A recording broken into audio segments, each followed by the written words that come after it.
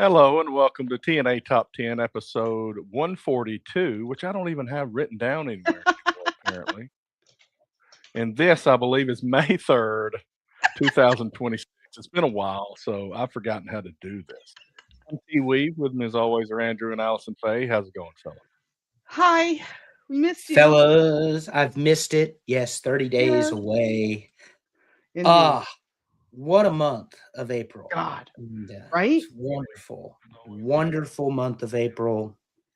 Man, I've missed y'all. Even though Allison and I spent 10 days together, I've missed y'all. Correct. And we sent Terry all the pictures. We did. We did, and I tried to squeeze all of them in. Even, yeah, there's one in there, yeah. We'll discuss. I mean, there's a lot of fun we had. Oh, look, no. all our friends are back. We're back. Bober's here. Oh my God, old man hockey must not be happening People are going to tonight. show Bober. up tonight. Bober, look at my shirt, Bober. You would know what this is if you went to the cottage, but no. Yeah, stupid Canadian wolf bird. Stupid Canadian. So, anyway, Bob's here. Dave's here. The gang is starting to warm up. I'm sure we'll have others join us here shortly. God, how much fun is this going to be? There's so much on the agenda tonight. I can't even. Oh, look. Well, do we need to go ahead and start getting into what we're discussing tonight? George is here. My father-in-law. Me and Alison have gone to call him. So tonight, and these are the main things. Obviously, we've got more front-end material this week than usual, but we've got animated dogs as our list. We've got the baseball, and we've got, we'll probably discuss a little bit of wrestling along the way. I'm gonna bring a point here. Dave, our buddy, says, I swear I thought Alison was about to show them bags to Bober. Wow. Sir, this is a show that's rated E. Yes. E for everyone, as far as I am concerned. Now, Everyone. I don't know if it means everyone. Jerry has told me that for 4 years now, that I have a misunderstanding of the ratings on television. But the only shows I ever watch have an E in the corner. Correct. And that means for everyone. And we're glad to have you back. Yeah. Old man hockey was yesterday. Well, how about them Penguins? Are they in the playoffs? I don't know. I expect they've already lost. Anyway. Oh, God. Well, I don't watch hockey. I'm just assuming, based on their track record, they suck. They suck. Everybody around here becomes a Carolina Hurricane fan all of a sudden when the playoffs come around. And I'm like, bitch, you don't even watch hockey. Like, what's wrong with you? Terry, how are you? I'm okay. I've kind of recovered from last weekend's driving everywhere, but we'll discuss that in like 3 slides. We got 3 extra slides at the beginning, and another topic we don't have a slide for that I know we're going to spend some time on. Oh, Lord. God, here we go. It's probably involving me because everything's about me these days. If you guys had seen we could just go ahead and jump into it. You would know. Yeah, let's do it. My God, you did not. You did not bring Taco Bell to our show. Let's go ahead and get it. So tell us what you did in the last week. I, if anything, am a sincere and committed man. And I said the last time we were together that I would eat every available item on the Taco Bell menu. And the top 10 menu. Anyway. The top 10, yes. And I did so. And it was as grotesque and awful as I had imagined Taco Bell would be. Okay, I want to preface this by saying Andrew sent us photos of everything that he ate so we could confirm and tell him what he was eating because he didn't really know. I would like to point out that his Taco Bell, where he got his food from, I always rate Taco Bells from A to F. Oh, yeah. They were a D-. Okay? So keep that in mind while he's ranking. Oh, you need to do that like interesting. You could fly all over the country and rate them all and just I do it all the time online. Yep. So this Taco Bell is located about a mile from where I work, which made it convenient and a waste of $25. I had to cleanse the palate the next day by going to Mezcalito and getting real Mexican food. I am Taco telling Bell's you, not Mexican food. absolute garbage. bitch. You guys are like, oh, try the steak quesadilla, try the chicken quesadilla. It's the best. A soggy mess these motherfuckers microwaved. It was not the best. That was a lie, and you're both the worst. You both have sat at my table, and I have picked us very nice places to eat. I might have even paid for it. Don't get any ideas, people. You have to be invited. And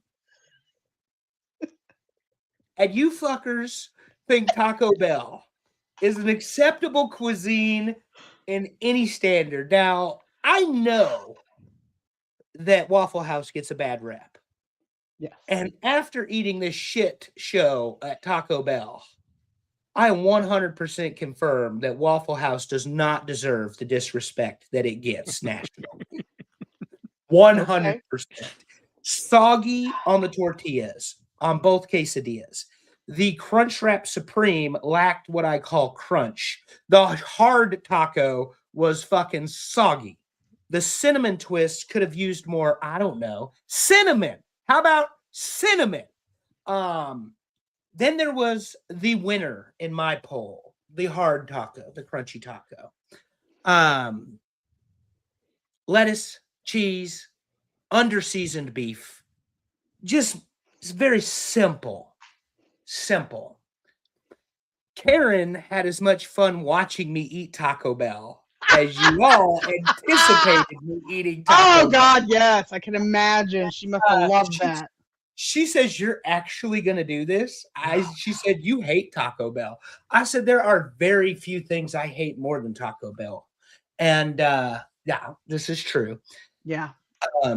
Yeah, it was horrible. I don't know what you all see in it. I would rather cook at home. Okay. I mean, this is garbage. Okay. And but now just to make it worse. My girlish favorite. Yeah. When I went today, and I didn't eat, you're not going to like this any better because I didn't eat at Taco Bell today. I just stopped and got Cyrus something to eat because I had already gone to a Chinese buffet today. But hello, CPS. I got a report to make. But when I went, all I got was a drink so I could have this cup. Oh, God. But it was right next door to the Mexican place that I ate at a couple of weeks ago and sent y'all pictures of. It was right next door. Right. He sent me the picture. I sent her a picture. It showed both of them. You two are absolutely fired from being my friends at dinner until further notice. Thank God Amy knows what Taco John's is. Well, we don't have one of those. We don't have that. I wish. When we go to the Midwest, whenever that happens to be, we will introduce you both to Taco John's. 6-pack and a pound. That was 6 tacos, a pound of potato olays, and a cheese cup. What's a potato olay? That's the little potato coin thingies. That's what they call them, is potato olays. They're seasoned with seasoned salt and deep fat fried the way God intended. So, anyway, this Taco Bell nonsense, though. I mean, there's been a lot of things that's happened in the years we've known each other, but this may be unforgivable. Well, when the chili cheese burrito comes back, we'll have no. Oh God, yes, we're gonna I got 8 out of 10. Legitimately, let's tell our audience because you know I'm honest. I got 8 out of 10. I did not get the chili cheese burrito, and there was one other you guys said was either special market or discontinued, and I can't remember. It might have been the Mexi Melt. I don't know that it was like my number one, but I don't think it made the top 10. Yeah, I don't know. There was something else. I don't know. Yeah. But what I do know is Taco Bell is utter fucking trash. Hear me in a loud. So let me mark them off of the sponsors list. Yeah. Not Taco Bell. Taco John, yes. Taco Bell, no. Mezcalito comes with dinner and a view. I've never seen more gay Mexicans in one fucking location in my entire life. And it doesn't matter if you go at lunch or you go at 3 o'clock in the afternoon or if you go at dinner time, they're all there. Every one of them. It's like a fucking pride reunion 365 days a year. Oh. All right. So yeah. Taco Bell. Let's get into Let's go. Let's get into some trips. And you guys went to New York. Not just New York, Connecticut too. Okay. Yeah. Connecticut too. It's New York. It's your turn, ma'am. You can lead us off because you picked me up at the airport in Connecticut. Sure. So the beginning of our 10-day trip, started with me picking Andrew up and us heading directly to the Elm Street Diner, which is a very, very wonderful Instagram-worthy kind of a place. They have 2 locations, Stamford and Norfolk, and we did Norwalk. The not only was the food outstanding, the service was excellent, the ambiance was great. As you can see from the bottom left picture, we really, really liked it. It was just, they were wonderful, and the food was insane. And they gave us a parting gift too. I want to ask you all a question. Terry, you Yes. can answer this as well as Allison. When have you all ever seen me not finish my food? Very good point. I don't know that I've seen. Maybe when we took you to Taco Bell that one time at home. Yeah, at one time. That one when I time. was high like a motherfucker. Yeah. It happened at Elm Yeah. Street Diner. I did not finish my entire meal. And we were pretty conservative with what we ordered. We absolutely were. Yeah. And then the people behind us got one of their famous milkshakes. This bitch ain't a milkshake. It comes in a 24 or 32 ounce thing, and they put cookies and cake and chocolate and all Ice sorts cream of like a sandwich. yard or something like that. Oh, Yeah, God. It was insane. It was absolutely insane. And But so they gifted us a piece of cheesecake. It was Yep. half brownie, half cheesecake. It was outstanding. I'm getting Yeah. full just hearing that. I know. well, they thought we were. I think they thought we were like influencers or some kind. Because because I told them, I said, we've seen this on Instagram. I followed this restaurant for 3 years, and they went ahead and they comped the dessert, which was fantastic. But as to Allison's point, I didn't think the prices were out of line. The service was fantastic. They did a group. I always think it's kind of odd when you see it, but they did the group waiting thing. So you never actually, there was no quote section or one waiter designated to your table. Okay. And it was a diner feel. Like it felt like an old school diner, which is cool. Because that's just, nostalgic, if anything else. Yep. But yeah, Elm Street Diner. Then we went to fucking New Jersey. Wait, okay. My God. So, for those of you from the Northeast, there is something that we are very familiar with and very used to, and that is paying for parking everywhere. Oh my God. Okay? Poor Andrew could not handle the fact that I had to pay for parking at the hotel. Meanwhile, I'm over here going, holy shit, it's super cheap. It's $22 a day. Like, that's great. Andrew's like, what? He had a wonderful debate with our front desk clerk asking, but if it's attached to the building, how come it's not included? She's like, because it's not ours. He's like, how is it not yours? It's attached to the building. Now, to be fair, we had a wonderful location. We were in Weehawken, which was at the ferry terminal to get right over to 12th and 39th Street. So it was excellent. First day, we went to, as you can see on the top right in the center picture and the actually bottom right picture, we went to opening day at the Yankees game. We went to Monument Park, which was exceptional. Andrew got to see all the monuments and the numbers that were retired. The Yankees won. I have 57 photos of Monument Park. Yeah, it was excellent. We took one of us with Jorge Posada's, bust for my dad. Yeah, send it to George. Yep. Hip hip Jorge, hip hip That's Jorge. Right. Let's see what else. 84 batting average, 5 times the world champion in great. Baseball, George. 5 times. And then for those who are not aware, not George's favorite Yankee. No, definitely not. Absolutely not. But let's see. I also that found night, Mariano Rivera. Yeah, Mariano was fantastic. That night we took the subway home, so Andrew got to ride on the subway. We stopped at 57th or 56th Street for coal-fired pizza, exceptional. And then we walked back to the ferry. We actually took that picture on the top left that night. But that's the USS Intrepid. We actually went there the next day. And it was an exceptional museum. I was so excited because they had a space shuttle section. They had a whole bunch of old planes. It was really great, really informative, really nice. You really got to just climb all over the ship. So I really enjoyed it. All right, that's enough for me. Let's back up to the baseball game for a minute. Yes. Number one, I thought our seats sucked until I actually started watching said baseball game. And they were fantastic. And then Judge hits a home run on opening day. And I led the all rise in our section because that's what we do.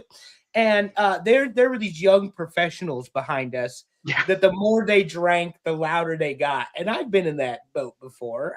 I know what that's like. And this dude with a straight face, I swear to God, it's become a joke in the Yankees group chat, says, Jazz Chisholm, greatest player on the field, generational talent. And I'm thinking, 99's in right field, bitch. And you're talking about Jazz Chisholm. Yeah. What is wrong with you? Oh, God. Amazing. But yes, the Yankees beat the Marlins. We got to see Will Warren pitch. He did fantastic. I think he went 6 innings that night. View was great. Accommodations were fine.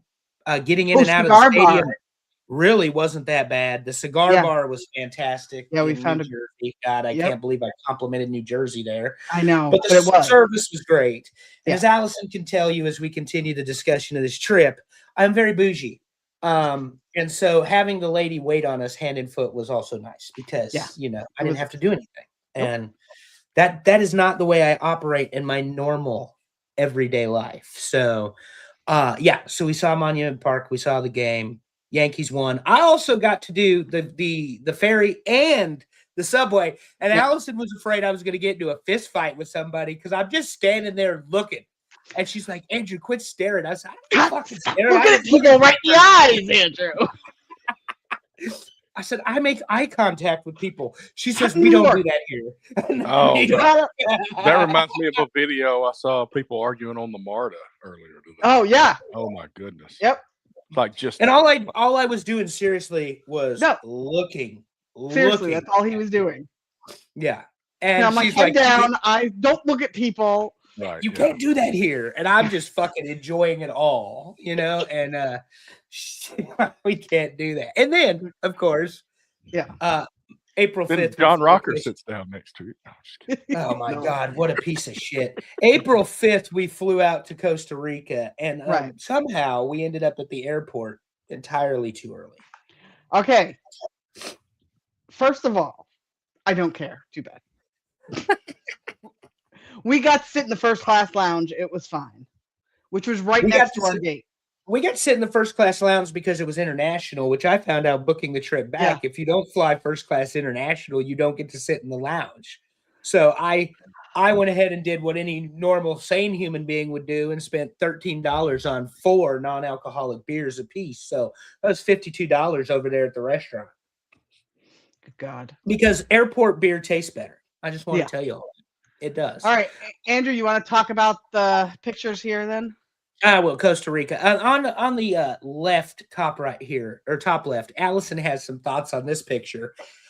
We are in front of the Arenal volcano that went off in 1968 and got a nice tour from a doctor, believe it or not. He is a trained geologist, apparently does these tours for extra money or whatever. Alison, unfortunately, fell victim to cultural relativism in Costa Rica. I have been, doing the gym thing for a long time, and I really do stairs, and I really do the elliptical, and I really do walk every day. And Alison's lifestyle is not that way. So for me, it was very, very easy climbing this volcano around the base and all that stuff. And for her, it was a little bit of a struggle. But the lie was the part that Alison had the problem with. Before we started the hike, I asked the guide. I said, look, I am not athletic. I am not I can't do this if it's hard. Is this a strenuous hike? Is it a hard hike? Because there were 3 hikes you could have done, right? So I'm like, he says the one we're going to do is hard, I'll take the easier one. No. It's easy. It's fine. It won't even take long. Yeah, everyone does this. Yeah. Yes. So this is something we found out later. They think about what it's like for them. The super in shape, accustomed to the 90-something degree temperature, no issues for them. For me, I thought I was going to die, legit die. And then, of course, I fall on the way down, Mm. not up, down. Yeah. Yes, and we did have a very good time on the We did. on the volcano. Yes. She got to see what I see, Yes. and that was what mattered most. Correct. So Costa Rica is the most beautiful place I've ever been, and that has not changed. No. The second picture is us at coffee. We actually made chocolate and drank coffee. And my bougie ass brought 50 pounds of Costa Rican coffee back. And there you go. So I've been drinking Costa Rican coffee since I've been back.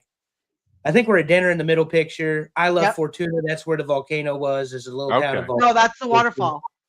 No, Fortuna was where it's Arnall. It's all the same. Oh, okay.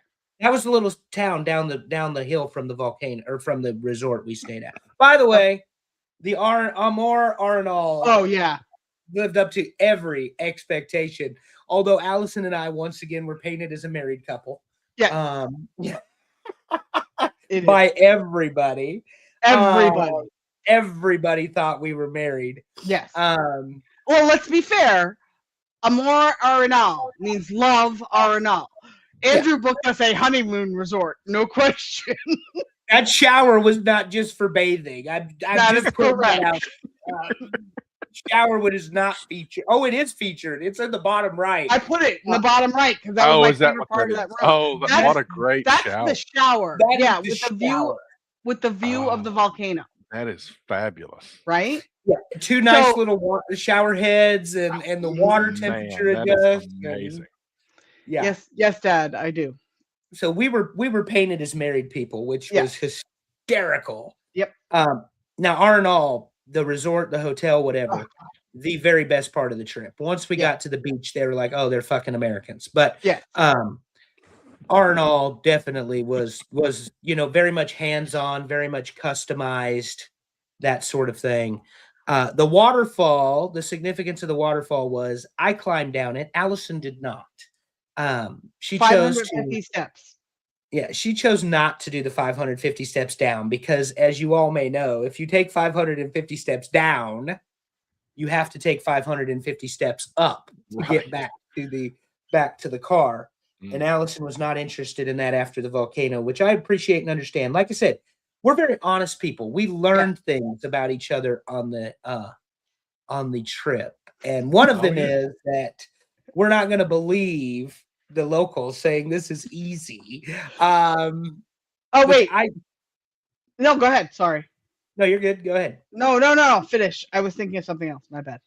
Oh, well, anyway, the waterfall is where I left some of my dad's ashes. And he was supposed to go to Costa Rica with me, and that didn't happen. And so I got to take Alison instead. And that's why, despite the struggle on the volcano, it was so meaningful. And then we did her shit. Yes, we did. By the way, I want to point out, if you look at that middle tiny picture on the right-hand side, driving to the first hotel, we went through what our tour guide told us was cholesterol corner in Costa Rica. And it was a McDonald's, a Burger King, a KFC, and a Taco Bell. And I lost my shit while we were in the van. I'm like, Andrew, we can go to Taco Bell in Costa Rica. He's like, I will kill you. That will never happen. I tried very hard not to potty mouth in front of the tour guide, but it was about, for fuck's sake, are you shitting me? There's a Taco Bell in La Fortuna. Or I guess it wasn't La Fortuna, it was in Liberia. No, but anyway, it was in Liberia, I made sure I got it in, but thank you. It was like it was telling me this Taco Bell picture really shouldn't be in this, and I had to really fight to get it. It really needed to be in there. It really shouldn't have been. So the second half of our trip was on the beach, La Conchal, the seashell beach, and you talk about God's beauty. But Alison, I say that was Alison's trip because as I made fun of her before the show started. Said, Andrew, I'm going to sit at the pool today. I said, there's a fucking ocean right there. Oh yeah, I'm all over the pool. I don't want anything that's in the ocean. It was well, to be fair, the ocean was absolutely beautiful. It was crisp and cool because the pool water was warm. The ocean was crisp, cool. It was clear enough you could watch the fish swimming by you. Like, it was exceptional. I loved it. And I spent a lot of time in the ocean. Allison spent more time in the pool than I did, but she was reading her smut novels too. So I got through 5 books on vacation. Yeah, that's true. And then we rode a catamaran. Oh yeah. Yeah. That's that sunset picture. That was beautiful. The catamaran. Oh, the sunset on the ocean, and the ocean looking like it's on fire is something that I never get tired of. And Andrew jumped off the side of the boat into the ocean. That was exceptional. I did. These married couple are looking at me and her, and she's like, "Are you going to jump off the side?" I said, "Well, I was fucking planning on it." It was great. It was fantastic. No, I should have said we're on our honeymoon. I don't need any encouragement to do bad things, and she learned this about me. Yeah, like, when we travel, it is pretty much no holds barred for me. Like, I'm down. Let's go. Whatever we're gonna. Let's eat the local food. Let's go to the local places. Yep. And because that's how I am. I live in Goldsboro, North Carolina. You do not see this every single day. And so I made sure that I spent every minute, and it took like a week to recover from coming back to Costa Rica. And that pretty much sucked. I'll just say it that way. I hated being back at work and back to reality. I will say, in true sincerity, there's something about not having a cell phone that works other than to take pictures. I had a very expensive camera with me for most of the trip in Costa Rica. Oh, yeah. Yeah. Now, we did have Wi-Fi. I mean, it's not a freaking third world country that way. We did have Wi-Fi. We were never in danger. Oh, shit. We forgot to tell them about the airport. This is hilarious. Oh, God. So we go to Liberia. That's the smaller airport, not in the capital. And we got to go to customs and immigration. And I am not prepared, which pisses me off. But anyway, I had to pull up the stuff, tell the guy where we are. He registered us with the American consulate or whatever, because that's what he was doing. Mm-hmm. So then they have us scan our bags. Now, I have my father's ashes in my bag. And Allison is like, oh, this is where we're going to get caught. This is where we're going to get caught. This son of a bitch never even looked at the scanner. He just waved us through and said, have a nice trip. It was crazy. Oh, because you all know how I am about following rules. So right. Then when we got back from New Jersey, I was like, this is where they're going to be shitheads. It's like 11:30 at night. We go up there. The dude's like, okay, did you guys bring any plants, fruit, or whatever the other question is? I can't ever remember. And we said no. And we said, we brought back coffee. Do you need to see it? Or no, we're good. See you later. Have a good night. Yeah. That was customs.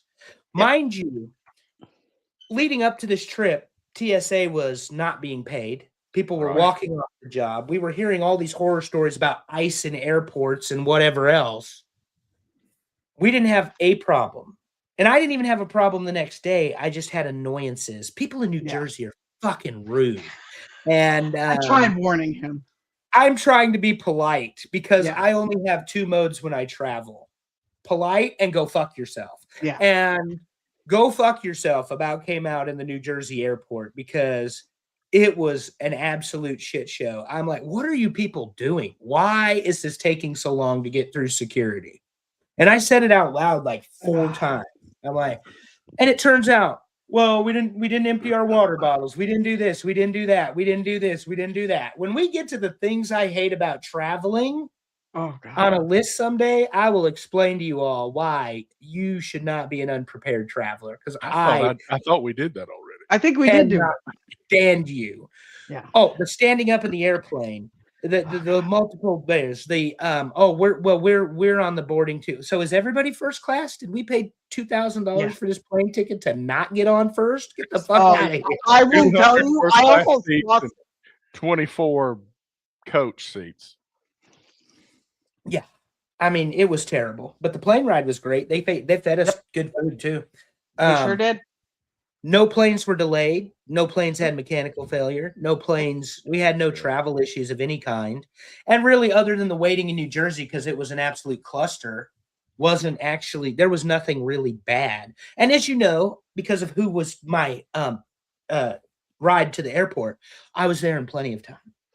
Look, I had a freaking 19-year-old texting my ass every 10 minutes. Did you leave yet? Are you home? Are you coming home? Are you picking me up yet? Are you here? Can you come get me? I miss you. Where are you? Yeah. Such a child. I He's know. the only person that gets away with that, That's making me correct. go to an airport early. Right. So disgusting. So disgusting. All right. And then if you do go to Costa Rica, and this is just a pro tip from travel people, it's not expensive. No. Not expensive at all. No. In Costa Rica. Everything was extremely reasonable. I ate fresh seafood. What was that thing I ate? The that I always get, the fried calamari. The This is the calamari. biggest damn piece of grilled calamari I'd ever seen in my life, Terry. And it was like $40. And you know they caught it that day. Oh my God, that was the best part. It was fresh. It was so good. I was so excited because if you look at the picture of the salad that I included, that is a real Greek salad. Okay. And it means there's no lettuce. So I ordered it every single night. I actually found out why the Greeks have no lettuce in their salad. It's not because it's filler, Alison. It's because they can't No, grow it's not. It's because You can't grow it. I told you that. Yeah. Oh, was it you? I thought it was Yeah, it was Nat me. Geo. No, I it's thought it was me. National Geographic that told me that. I mean, I probably got it from there, But it is true. They can't grow salad in Greece. yeah. But so All up right. next for us is Italy next year. Italy. Okay. Yeah. Italy next year. Well, that sounds awesome. We There's somebody will at do work better. that's leaving for Italy Tuesday. Oh, really? Okay. Well, we will do better to not be pegged as married people, but I think that will continue to be an issue. Yes.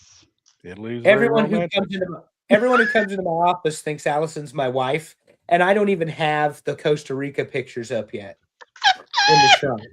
Everybody that comes into my office thinks Allison's my wife. So, I mean, here we are. Yeah. Anyway, great trip. Well worth it. So if you guys think New York's beautiful and Costa Rica's beautiful, you should go to Mississippi sometime. Cyrus and I spent a couple of days in Mississippi a couple of weeks ago. And, you know, I had booked, let me tell you, I had booked a hotel in, I think it's Ridgeland, Mississippi, which is just northeast of Jackson. That's where the soccer was going to happen. And Dave texted me the day before, like a couple of days before I leave, like, you booked a hotel? Why don't you just come on down here and drive and stay with us? So I did that. We drove a little farther because he's on the other side of Jackson. So it took a little bit longer. And let me tell you, the drive sucked because I was in a rental car. And what I'm not good at is making sure I know how to turn on the windshield wipers in a rental car. And it starts pouring down rain at night on the interstate. And I'm struggling trying to figure out where the wipers are. And I'm on the interstate. But anyway, I made it. We made it. Was the rental car a Nissan? It was a Buick this time. Okay, good. Windshield wipers are over on the right side. Well, it was on the left side. It was a little turn thing. I don't know how to. I've never seen one like this. Switch? Oh, you got one of the cheap ones. Okay, anyway. Maybe so. I don't know. I figured it out. We made it to Dave's house. It was late. They welcomed us, hugs and everything. We went and saw all his memorabilia in his house. You know, I'm sure everybody's seen the pictures of that stuff. And we sat there and talked about soccer for like an hour, and then finally went to bed. Stephanie made breakfast for all of us the next day, and we left out about noon and went up to and played in the game. The background picture, if you can see this, you can't tell, but way back in the back there is Cyrus scoring a goal at that goal there. So I couldn't really show that picture very well, but that's that. And there's me and Dave. I look like I'm sucking in my gut there, probably because I'm sucking in my gut there. There you go. It's just part of taking pictures. Yeah, I was going to say. Then, you know, on Saturday, we won the game in Jackson 4-0. Cyrus had a couple of goals. Nice. And we drove up to Tupelo, made a stop in Starkville and ate some barbecue. Yeah. Went up and we beat Tupelo 7-0. And then this weekend, we beat Chattanooga 11-0. So we are rolling right now. And how much money has your son made from you? How much money? I made too many promises. That's You all mean I was going to say, you start Terry's going to putting. have to send him a 1099 at the end of the year. That's how much money he's making. Yeah. Well, I told him that stuff when he was playing defense, and then the coach moved him to offense, and I was like, Oh, maybe well, we can there's your make money. mistake. Jeez. Damn it, Coach Leo. But anyway, we loved it. It was great. That's the Excellent. longest trip we do during the season. But we got the playoffs coming up in 2 months, and we'll be going back to St. Louis. So we'll talk about that. Yay. That'll be fun. Good for him. Good for you. Nice to see a supportive dad, Terry. You do a good job being a dad. That's right. So, I enjoy it. I'm not a father. I've been called daddy a couple times, but that's a whole different show. I'm dead. Well, let's change the subject and let's look at the baseball standings. This is as of yesterday. Okay. Braves and Yankees, both with leads in their divisions. Braves with the best record in baseball, and 7.5 games up on the Marlins coming into today, because the rest of the East is complete garbage. Marlins, Nationals, Phillies, Mets, they all stink. The Mets paid $1 billion to lose baseball games, and I'm absolutely loving it. Loving it. See, we find mutual ground on this show. Terry's a Braves fan. Alison and I root for God's team, the New York Yankees. And we all hate the Mets. So there you go. The A's are in first place. Yeah, what's up with that? Well, they beat the Yankees in a series, and then the Yankees got swept by the Braves. Otherwise, the Yankees have not lost a series all year and just won the one today, 3-0. Unfortunately for Baltimore, it was 4-3 going into the 8th inning, and it was 11-3 when the inning was over. Aaron Judge hit a 2-run homer. Jason Dominguez hit a 2-run homer. 7 out of 8 batters got hits and on base. And it was just a merry-go-round. Round and round they went. I had to listen to Susan today because of blackouts. That's disgusting. Apparently, I live too close to Baltimore to watch a New York Yankees game when they play in Baltimore and New York, which is disgusting. Blackouts in 2026 is something they need to end. I'm not worried about baseball going on strike. Update on the New York Yankees, Terry. Number 1 in the AL East, number 1 in the AL overall. Obviously, Fried and Schlittler leading the charge in the pitching division. Warren holding his own. That awful Ryan Weathers he just likes to throw the ball too much. It's called getting outs, sir. Get outs. Yankees still liability. Bullpen can't be, insured by Lloyd London. Great defense all around. Anthony Volpe, the golden boy from Jersey, has been optioned to the minors permanently as of 30 minutes ago. Jose Caballero, who's batting about 270 and has 4 home runs and 13 stolen bases, will remain the everyday shortstop. So that's good. Rice hurt his thumb. John Carlos on the IL, or was, because he had a calf strain. Can't have the king running bases. His ass is meant to try. That's right. All he does is hit home runs and strut ass. But apparently when you have someone 260 stealing bases, Terry, it's a problem. So I don't know who thought sending John Carlo was a good idea. But I will say this, don't stand over the base because you're going to get run over. But that's correct. Anyway, I think I never got up above 225 stealing bases, but I was stealing bases. But here's the thing too with the Yankees, and I truly believe this. This is not me just saying this. Aaron Boone is finally acting like a manager. In the first month of baseball, Alex Cora, who won a World Series, and the Phillies manager, whose name escapes me at this time, who's been to multiple playoffs and been a very much tenured manager in baseball, are both gone. 2 out of 30 teams are already going to have new managers before it's all said and done. And Alex Cora, of course, may be one of the architects of the 2017 Houston sign-stealing scandal. Couldn't happen to a nicer guy. If he ended up with camel fleas in his ass, I wouldn't hurt my feelings. But I honestly think he's a better manager than Aaron Boone. Cora gets fired, and all of a sudden, Boone starts being a manager. Sends pitcher Luis Hill down after he has no control. of his off-speed pitches and cannot locate a fastball. Throws at 97 miles an hour, but doing a Rick Vaughn imitation ain't going to get you anywhere in Major League Baseball. So anyway, Schlittler pitches tomorrow. He's got a 1.51 ERA. He's 4-1.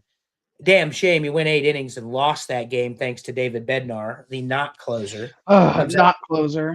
Comes out to renegade. I mean, Mariano had Inner Sandman for Pete's sake. But anyway, thanks, Pittsburgh. We appreciate you. But no, I mean, Fried looked okay today. He did not look good, but he looked like a MLB pitcher. But he did not look like Max Fried. So hopefully that's not anything.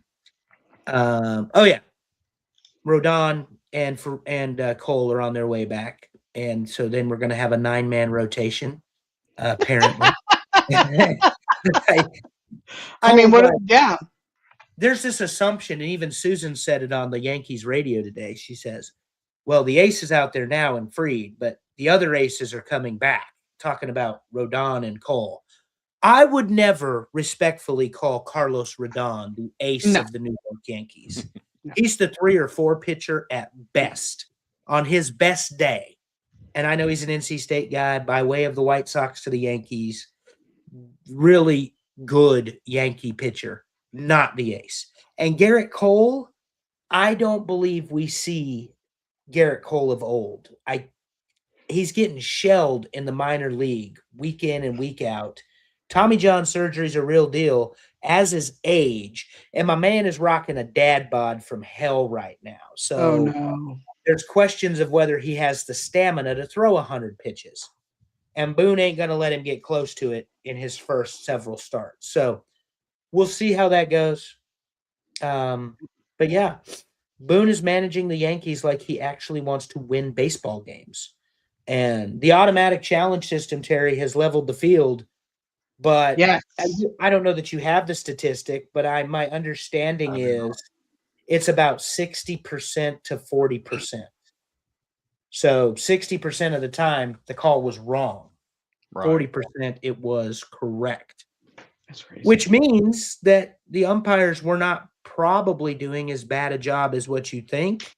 Because when you look at some of these overturned calls, unless it's just really egregious, last Diaz,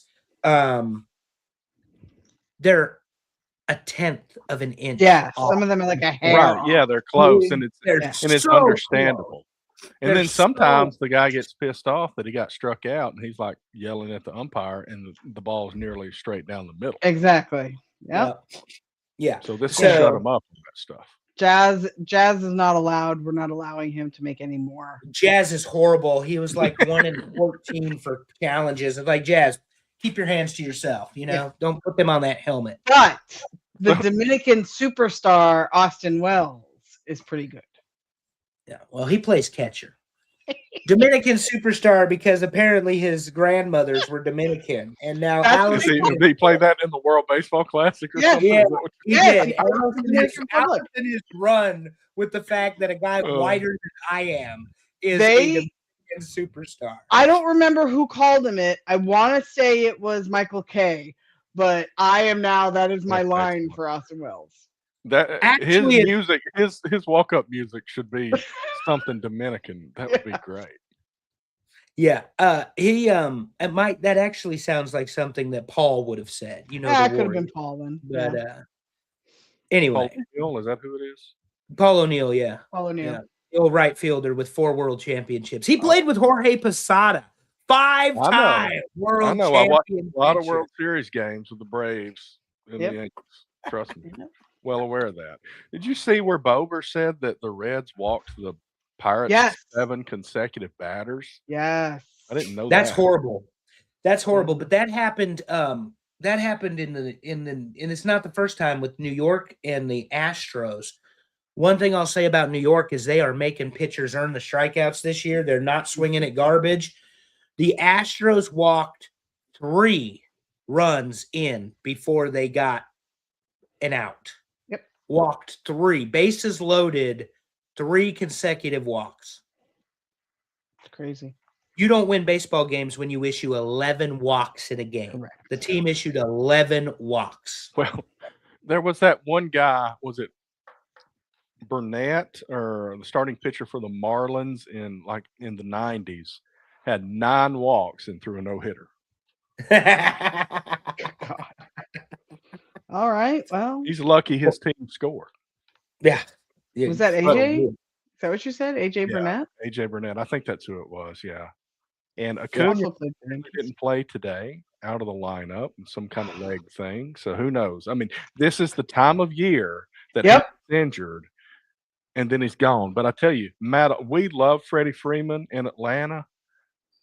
I'm telling you, I ain't trading Matt Olson for Freddie Freeman at this point. That dude's on fire. Yeah. Okay. Love him. Well, and they got Strider back today too. Yeah, So that'll help. Spencer Strider pitched today. So I don't know how he did, but he was the pitcher today. So Okay.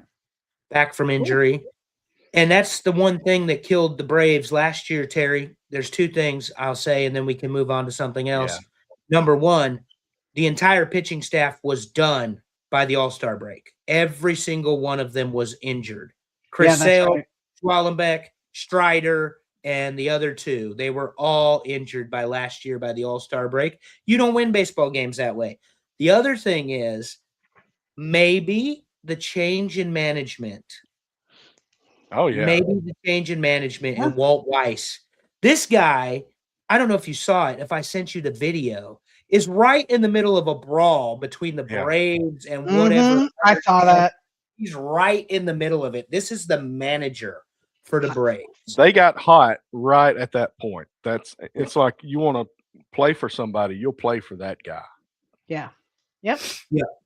Yeah, and that was kind of like, and not to put Walt on a pedestal, but that was kind of why Bobby Cox was so successful. Is those people that played for Bobby Cox Yeah. would run through a damn wall for him. The same as the guys that played for Torrey. 2 completely different management styles in the 90s. Yep. Cox was going to get thrown out of 20 games a year, probably. At least it seemed that way. 62 games in his career. Yeah. Jeez. So, I mean, he got his ass thrown. And Torrey is going to sit there with the sunglasses on, arms crossed, just looking, because I believe he did more of his talking inside the locker room. He didn't do his talking on the field. But the thing is, if you talk to any player that played for either of those 2 baseball managers, they will tell you they would run through a wall for either one of them. Which Right. leads me to, before I forget, write it down, Terry, top 10 baseball managers. We should do a that'd be list. We should do a list. And I mean, Joe Torre's going to win, but that's okay. Oh God.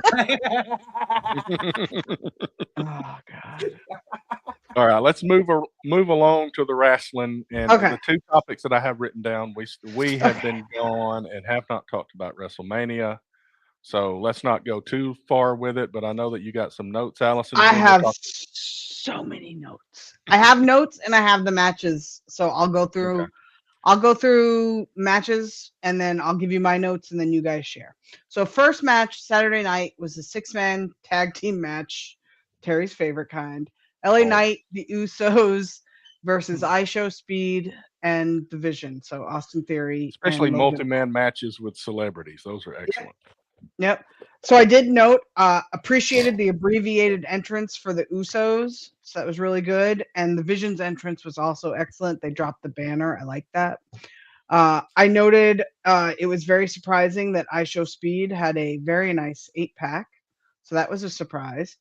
It was a nice quick match. LA Knight pinned Austin Theory. And after the match, when Logan turned on iShow Speed, everybody else came to his rescue. So that was pretty good. Best hair goes to Jimmy Uso. So that's my recap of that. Jim. Big Jim. Big Jim. On that thought, Mhm. what a stupid way to open WrestleMania. Yes. The next match should have been the opener. Correct. And I get that you want to do the yeets and you want to get all that, but LA Knight sucks. The Usos only belong with Roman, and that has been righted, at least for now. iShow Speed I could care less about. Logan Paul should have wrestled Seth Rollins. And Austin Theory, sorry, buddy. Not everybody needs to be on the card. Anyway, that's where I'm at on that match. Thumbs down. Yeah. Yep. Terry, any comments? No, I just wish the match hadn't happened. Yeah. That's basically. I come in not expecting much, and there wasn't much given. But I Correct. do, if you're going to have that, the turn, and there's some closure from it. So maybe we won't see him 25 more times like Jelly Roll. God, please. Agree. All right. So the next match was an unsanctioned match, which must have been mentioned 400 times because I have heard that word more that weekend than ever Forgot before. I was going to open the show saying it was Right. unsanctioned. You totally should have. Completely But it was forgot. Bacon Fatu and Drew McIntyre. Fatu's entrance had fire throwers. I thought that was really great. Drew again comes out with his big phallic sword. Fatu threatens Drew with a toolbox. Cole brings up Drew's PTSD with the toolbox. That was fun. Oh, Drew went live on social media while beating the shit out of Fatu, so I thought that was funny. There were a couple of really good moves, but Fatu won after putting Drew through the table in the ring, and Fatu won best hair for that match. Drew McIntyre is the kingmaker in WWE. Every wrestler he wrestles is better after they wrestle Drew McIntyre.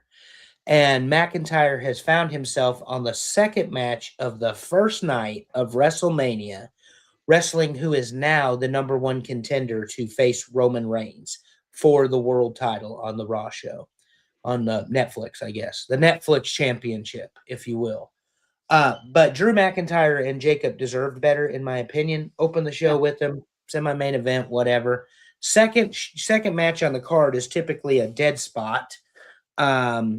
This match was far better than a dead spot. And again, they know who they're dealing with because the next night on Raw, all of a sudden, Jacob Fatu is front and center confronting the tribal chief.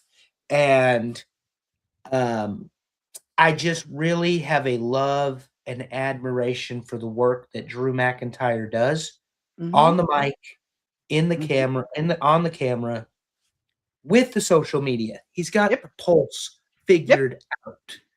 He's, like you said, he's live streaming or tweeting or whatever while the match is going on. Yeah, it was exceptional. And then he's a pretty damn good wrestler too. Correct. So it's unfortunate that he has become that guy, but he's now AJ Styles. He's the guy that you puts others wrestle over before you get to the guy. Yep. And that is who Drew McIntyre has been. CM Punk would not have been in the position he was in if they didn't have the trilogy with McIntyre. And they did that while Punk was injured, which was fantastic. Yeah. Cody Rhodes was better for wrestling Drew McIntyre. And you can just start naming them. All of the guys McIntyre's wrestled over the years that were better, including Roman. You're better after you wrestle McIntyre. I just hope that they don't piss away what he has left of a career because he is over 40. And that was a guy, Vince McMahon came out on SmackDown and said, this is the chosen one. And then fired him. And now he's come all the way back. Yeah, and 5 or 6 years ago, I mean, I was bored by him 5 or 6 years ago. Yeah.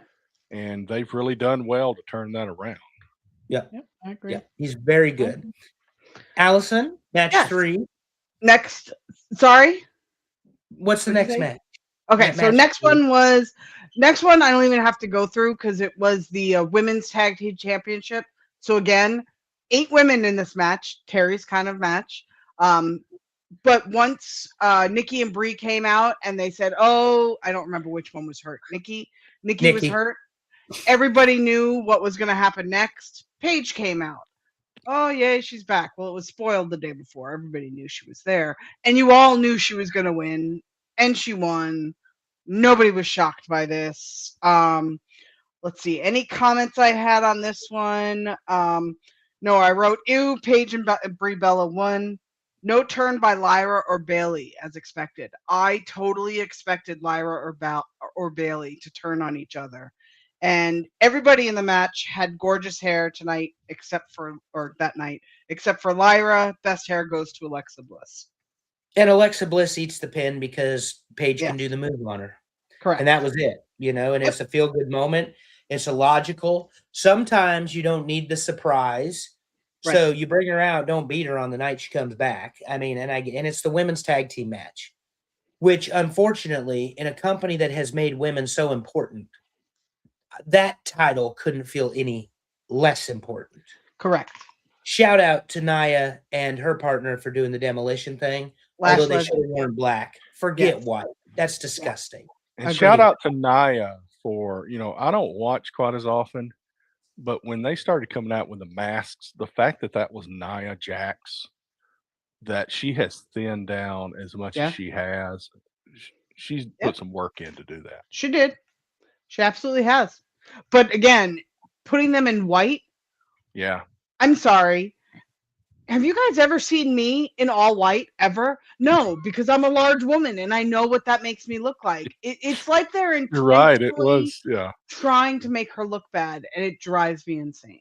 Anyway, okay. Next If match. they couldn't do it, she didn't look bad. Yeah, no, I agree. Next match was Terry's favorite, Becky Lynch versus AJ Lee. Again, they did night one. Have they ever wrestled each other? No, Oh just my kidding. God, don't start.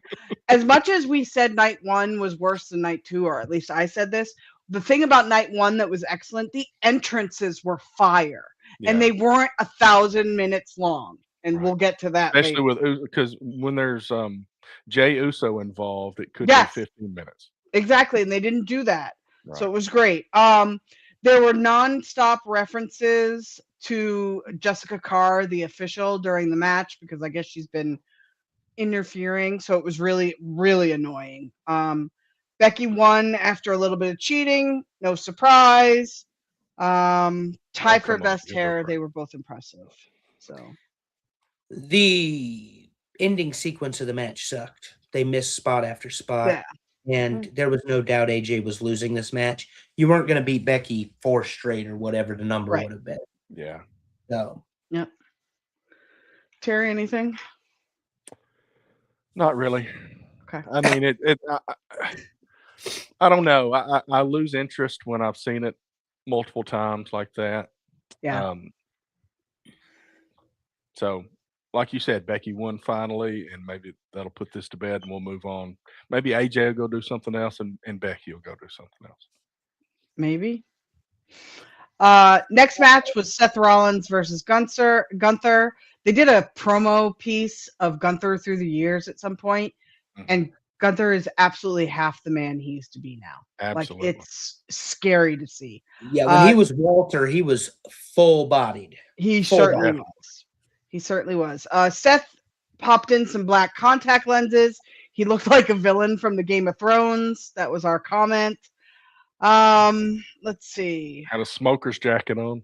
He did an actual smoking jacket because it did smoke. Let's see. They kept bringing up Gunther's favor that he's owed from Paul Heyman. There was one pretty impressive sequence where Rollins carried Gunther all the way across the ring, granted with his crotch in his face, but it was still pretty impressive to carry him like that. Let's see. Oh, we had the sleeper hold happen again. Kill me now. But in this match, Braun Breaker returned with a spear to Rollins. Gunther put him in the sleeper. Yeah. He was out. Gunther won. And we're all sitting over here groaning, going, seriously? Again? So, and then after the match, Braun took out Rollins again. Heyman came out, big smile. You know, nobody's surprised. Yeah, and to me, and we've gone through, 5 matches so far, and they are a collection of closure to some stories, beginnings to other stories, middle ground to a third set of stories, and that's what WrestleMania has kind of become. Sometimes it's a stepping stone. It's not like it was in the beginning, because we brought things to an end at WrestleMania in the beginning. So yeah, I agree. Andrew, anything on that one? I thought that it was probably the best match of the night. I mean, maybe Cody Randy, but I thought it was the best match of the night. Night 2, far superior in wrestling quality. Yeah. Braun had the chance to have the WrestleMania moment forever, and they botched that spear with him running down the ramp. That's a long way to ask somebody to run. Yeah. That's a lot of trust, and obviously Rollins may or may not have chickened out there at the end eating it. I don't know that I want to. He had a head of steam, that's for sure. Eat a spear from Braun Breaker. And it was really unnecessary if you were not going to execute the move. Yeah. And that's a harsh criticism, probably. Here's a really harsh criticism. Fuck your sleeper. Okay. Like, I knew it. I knew you were going to say that. In the world. The UFC. You don't like the Weaver lock? Yeah, no, well, I don't like the sleeper done by Gunther. Like, dude, you could powerbomb people. Rollins is not a big man. Use the powerbomb, for God's sake. But he uses a sleeper, and he puts it on so loose. He puts a sleeper on like I hug my 100-pound dog. I mean, get away from me. And Roscoe loves his hugs. But, like, why are we going to a move that has very little believability? You can see that the sleeper is not properly applied. Also, you are under the TKO banner, as is UFC, which has shown people what a rear naked choke is, which is a real sleeper hold. And at that point, that move needs to go away. I also think that there should be a moratorium on spears in wrestling and diving outside the ring. Now that's half moves. What are you talking about? Yeah, now I'm going to go yellow. Next thing you're going to say super kicks. Oh my God! Get rid of it too. Crazy. No more chops. Yeah, no more chops. No more bad punches. You know, let's wrestle. Grab a hold. But now I sound like Jim Ross. Grab a hold, Connie. Anyway. All right. Second to last match of the night: Liv Morgan versus Stephanie Vicaire for the Women's World Championship. Liv came out lip syncing to her new song. Her dancers stripped her clothes off of her while they were dancing, and then I just wrote hello. It was interesting. Stephanie came out looking like a goddess per the norm. She had a tiara that had like horns on it. It was excellent. It was really pretty. Let's see. Hair goes to Stephanie because Liv looked like she forgot how to bathe. I wrote, snore, snore, snore. Oh, devil's kiss. Snore, snore, snore. So that tells you how I thought the match went. Liv Morgan won out of nowhere after a little bit of tried interference by Raquel and Roxanne. Dirty Dom came out to celebrate with her. So, and new. Shenanigans. And shenanigans. They protected Stephanie. However, the women deserve better than 9 minutes. Yeah. Yep. Yeah, I kind of wondered. Yeah, you kind of mentioned it with her hair, but to me, this wasn't very long after her injury, and I thought maybe Liv was just like, I can go for a few minutes, but I can't go too long. That's what it felt like to me. That's exactly what it felt like. Hopefully that's the reason, and not they just didn't give them time. Yeah. But because she did look very different to me when she came out. Yeah, I agree. Very All right, last match of the night was the undisputed WWE Championship. Cody Rhodes versus Randy Orton. Oh God, this match I have so many notes and I don't want to read any of them. They did have a surprise before this match started, a surprise return of Bianca Belair. She lost her signature hair, but gained pregnancy. So yay, congratulations to her. Bianca is one of 5 of the 4 billion women on this planet that has a chance of nailing me and getting me into bed. I am not the father, just in case anybody Yeah. No, it's one of the Street Profits, right? Yes. Yes. I bet you it was a very acrobatic conception. But anyway, continue on. I wrote great vignettes. They had some great vignettes with this one. Again, nobody likes Pat McAfee. Excellent use of the set design for Randy's entrance, which was really, really good. Randy won for best hair before Cody even made an entrance because that man can rock a bald head. He looks really good. Randy took the longest walk to the ring if possible. It's like me in Costa Rica. No, it's not hard. It's just 10 minutes. That is correct. Pat did Randy's pose, which I took offense to. I was like, no, you don't get to do that. Again, great use of the set and Cody's entrance, displays of his different gear through the years. His new gear was all gold with a Skeletor-like mask. Made me laugh. Pre-match interference by pre-match prediction. Ignore that. Pat McAfee needs to go away. I wrote that again. I'm just gonna skip all this because it was boring. They started doing flippy floppy shit. I mean, this is literally my notes. Randy had color and it was very bright. They kept saying Randy's begging for mercy, and I'm looking and I'm going, where? No, he's not. I'm like, it's Randy. Randy doesn't beg for mercy. No. Cody, Cody had color as well. Cody retained after Randy RKO'd Pat McAfee, so that was interesting. Mm-hmm. It was an okay match, I thought, but Cody retained. I was a little disappointed. And Cody looked really rough the next day too. Yeah. Yeah, Randy, did he punt him? Is that where they said it happened? I think that's what it was. Yeah. Yeah. And we may have talked about this. Actually, I think it was Dave Pondwater who pointed this out on his show when I joined him and Amy after WrestleMania. Cody leans into that kind of stuff where he's okay getting kicked in the face, Yep. and you're like, dude, this is Randy Orton. That boy is 6'5" and 290. Yeah. And he's going to haul off and kick you in the face. Correct. And Orton's never hurt anybody with the punt, not legitimately. So, and all the time he's done it. I thought the post-match was weird, particularly considering that Cody shows up on SmackDown this past week, and it's almost like they've dropped the Randy Orton story altogether. They have him wrestle Ricky Starks only to be attacked later, and I'm like, what are we doing here? I'm over Cody. Probably was one of those people that got over Cody in AEW. I do not appreciate people who make up their own nicknames. Calling himself QB1 is just all you need to know about the hubris of one Cody Rhodes. Yeah. He really believes he's the biggest wrestling star on the planet.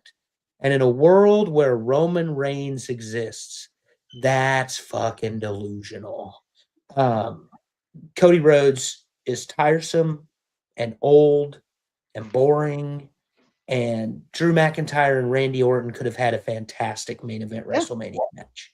And Drew deserved better, and so did Orton. And so we do the post-match, the belt shot, the punt, the blah, blah, blah, and then we just move on from it like it never happened. That's welcome to WWE.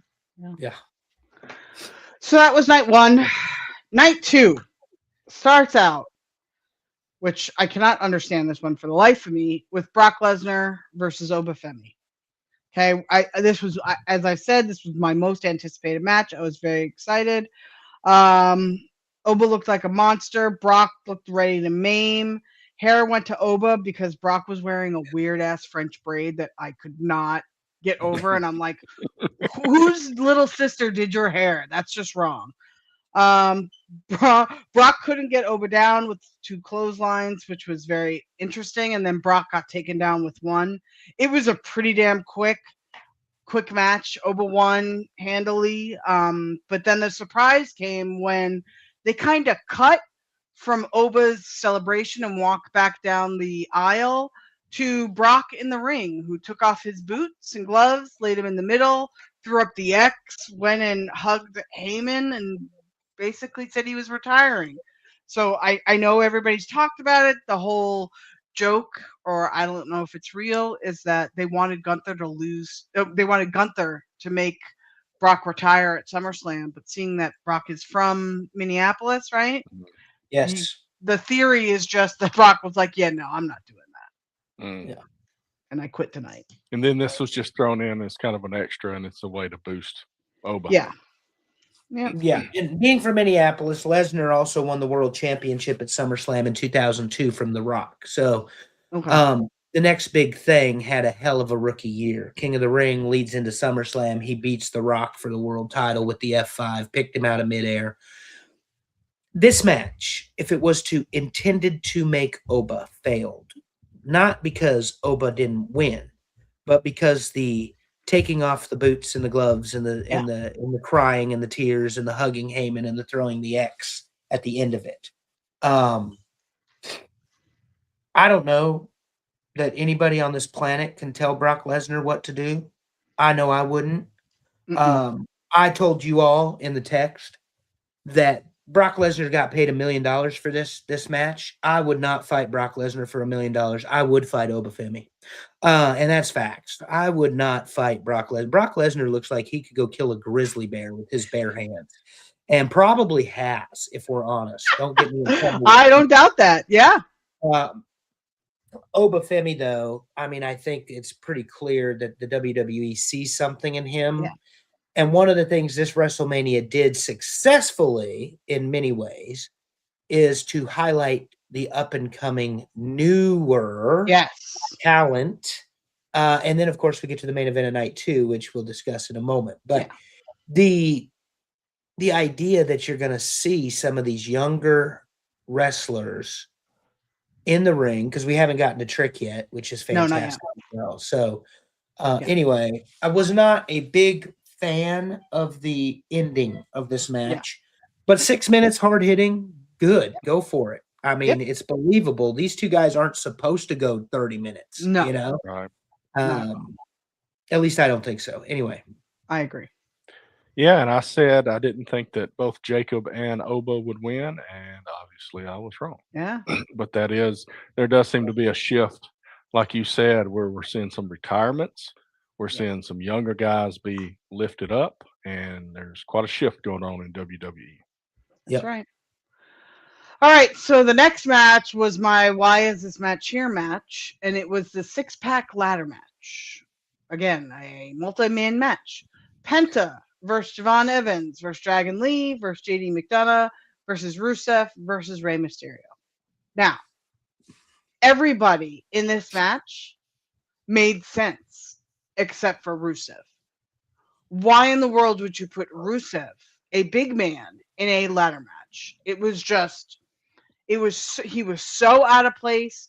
It made no sense. I am a big fan of Javon Evans, and I thought he did great. It was fun to watch him. He is a flippy, but he's good. He's got great energy. Penta won as he should have. He retained. I was very happy about that. Yeah. Super Dave says somebody has to catch them. Don't tell his wife I said this, but okay. Rusev is possibly the most overrated wrestler that exists in 2026. Okay, I'll take it. I would agree with that. Yeah. Because everywhere he goes, they act like it's a big deal and nobody cares. Yeah, and I don't get that. Bober's leaving us, guys. Oh. 5:30. Safe trip for her, Mike. Yeah. Yeah. Wow. Just make sure she's there by 5. It'll be fine. It's Pittsburgh. Oh my God! Stop. The worst. So yeah. So both of those matches, both the Brock Lesnar and the Obafemi match, happened in the first hour. Okay, in the free hour. Just keep that in mind. There were only 4 other matches left. Yep. So the next one. Sorry, go ahead.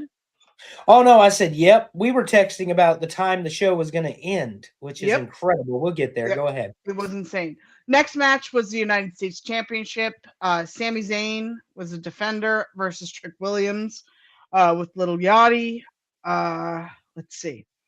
Little Yachty was wearing a fluffy Louis Vuitton fanny pack, which really made me giggle.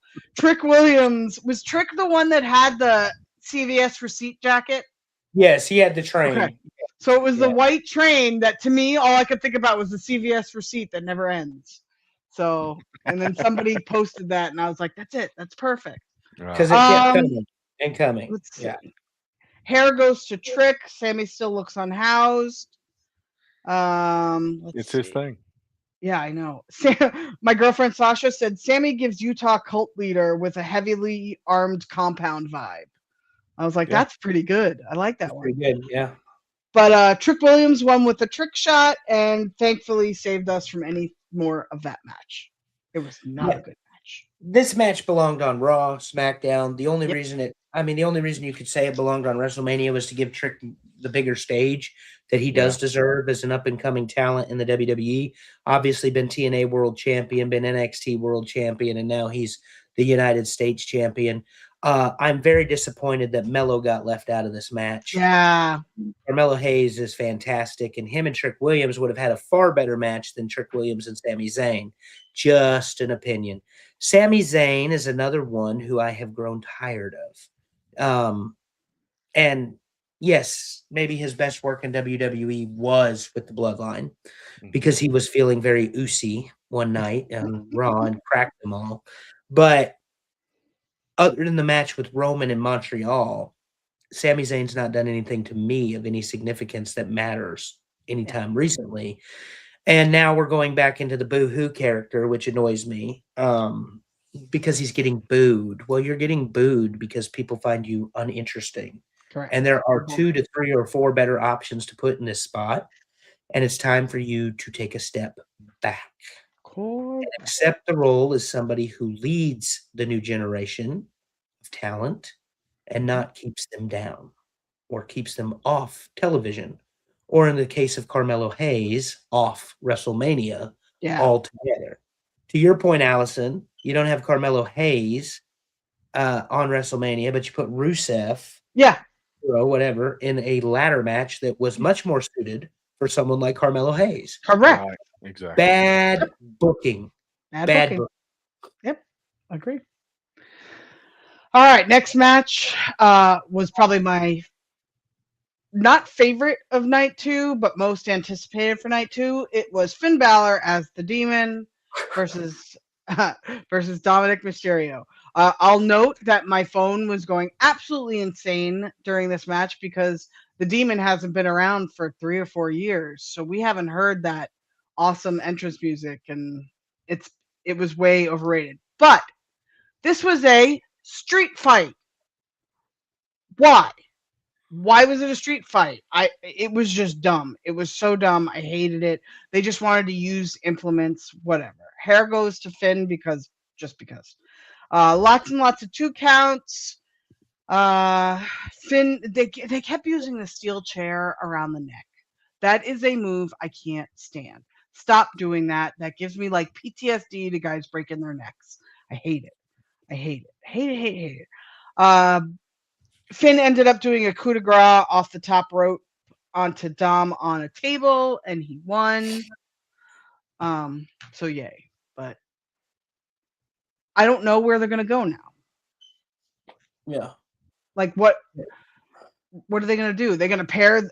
I was thinking maybe they could pair the Demon with what's his name? Danhausen. No, who used to be the Archer of Infamy? Why can't Damian Priest?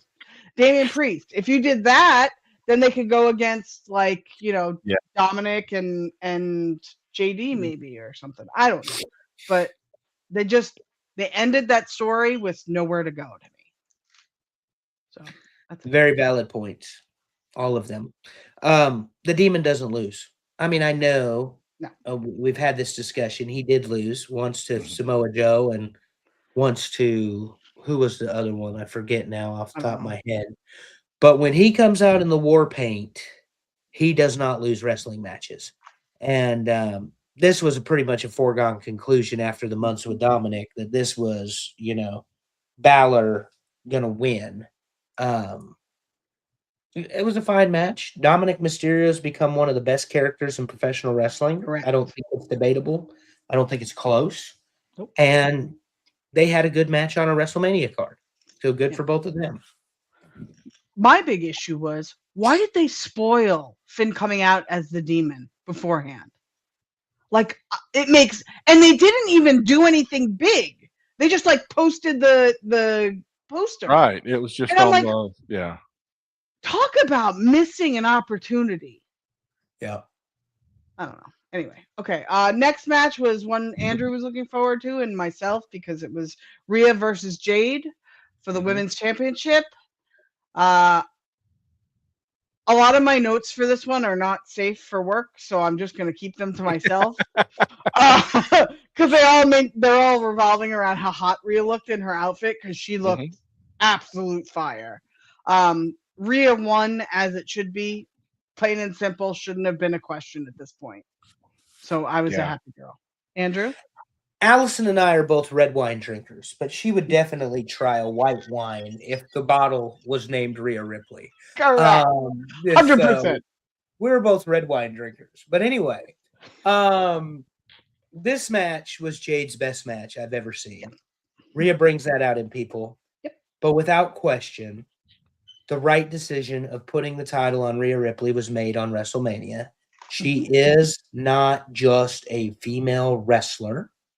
With all due respect to those that came before her and currently wrestle with her, and those that will come in the future, Rhea Ripley is a building block of the TKO WWE relationship, and she brings legitimacy to professional wrestling in everything she does. The makeup, the outfit, the spectacle, the music, and then she gets in the ring. I was a little disappointed that she was 20 pounds lighter because she looks so good. And to me, she still looks phenomenal. She looks too thin to me. But she was very thin. And apparently there's been some health issues that way. Right. So hopefully she can get by those. But an incredible showing by Jade Cargill, who you talk about a specimen. That woman is a mother, by the way. And, you know, they always say female bodies change, blah, blah, blah. You could tenderize a steak on that woman's ass. Correct.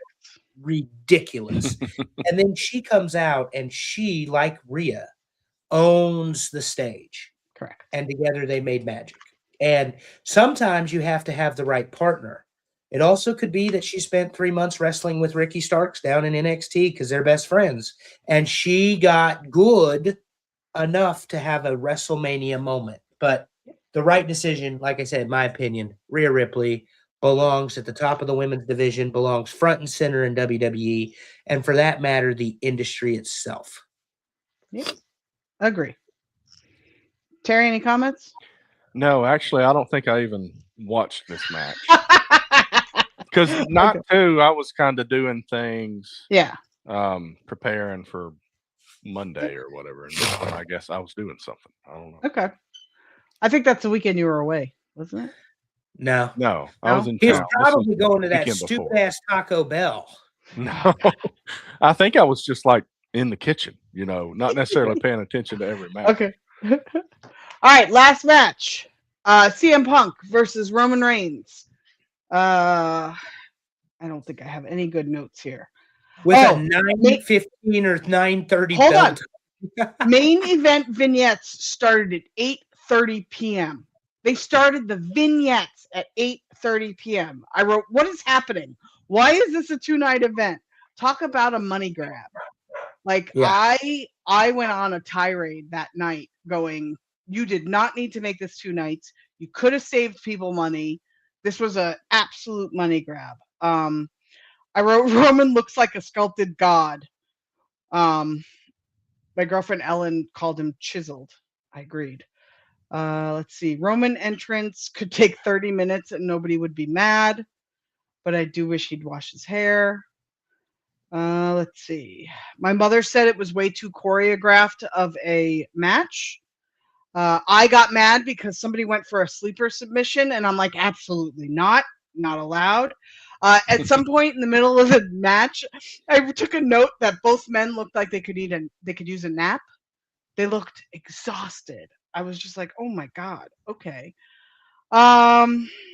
They were talking trash when they were like passed out on the mat. I thought that was hysterical. That was a total old man moment. Yeah, I didn't write much. I wrote unremarkable match, honestly. At least there was no interference, and correctly, Roman Reigns won. Unremarkable? That's what I wrote. That is the adjective you described to use. That is what I used. Chief regaining what is rightfully his. Oh, I was very happy he regained it. I just didn't think the match had anything. They looked like two old guys. This was the best match of WrestleMania. You hush your mouth, ma'am. The very best match at WrestleMania. Roman was a god in this match. He knew. The thing is about Roman Reigns, people complain about the schedule. But when it is showtime and the lights are on, he shows up for work. He don't phone it in. He's going to give you everything he has. And these guys went 30 plus minutes. legitimately, not wrestling time. So good for them. In no universe that I occupy does CM Punk defeat Roman Reigns for a world championship. WrestleMania, I believe they said it, 11 or 12 consecutive main events for Roman Reigns. Oof. More than Crazy. Hogan at this point. Yeah. Roman Reigns, I've said it, I'll say it again, I'll say it till he retires, is a generational talent. Yep. You've got Bruno, Hogan, Austin, Cena, and Roman. As long as Roman exists, Cody Rhodes might be QB1, but he will always be number 2. And CM Punk, the same for you. So they tell the story of Phil being exhausted, can't finish the match, Saudi Phil counting his money, you know, all of that sort of stuff. Roman's talking shit just like he does. The guillotine, by the way, ma'am, it's not a sleeper hold. It's a guillotine. Oh, okay. Watch yourself over there. Mm. And then, you know, the false finishes into the last 7 minutes of the match were incredible. You thought Punk might just get it done. And the Anaconda Vice, breaking that back out. Very well done match. Very well told story.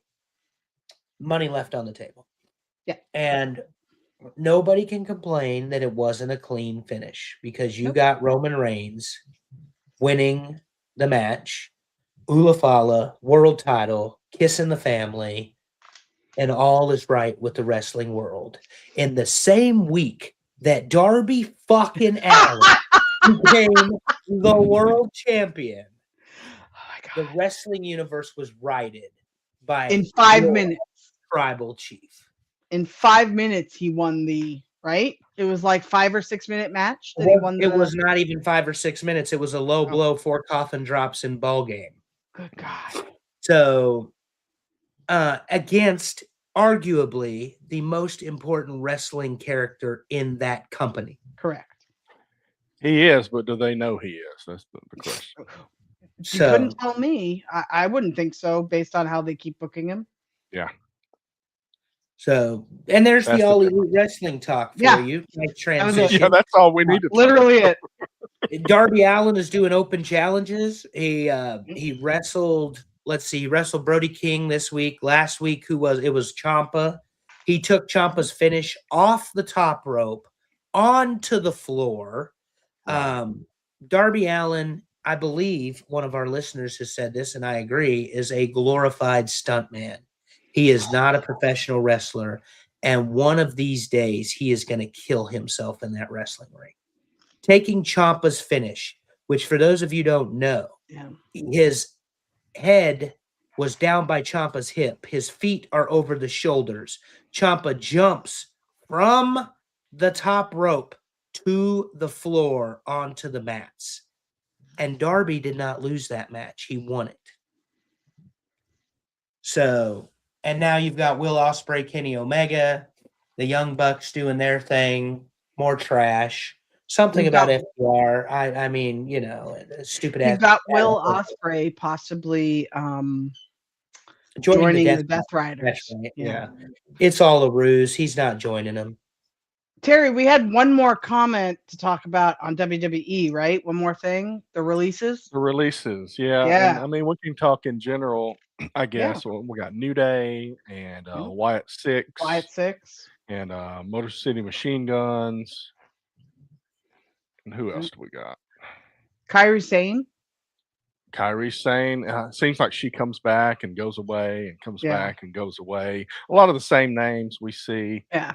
JC Mateo, Tongaloa. Yep. Yeah, paring down the EFTs because Tongaloa is Tommy Tonga's brother. They're both Ming's children. And then they've got Talua Tonga or whatever his name is, Talia Tonga. The big one. Right. That's the big one. Yeah, the tall, Ming's child.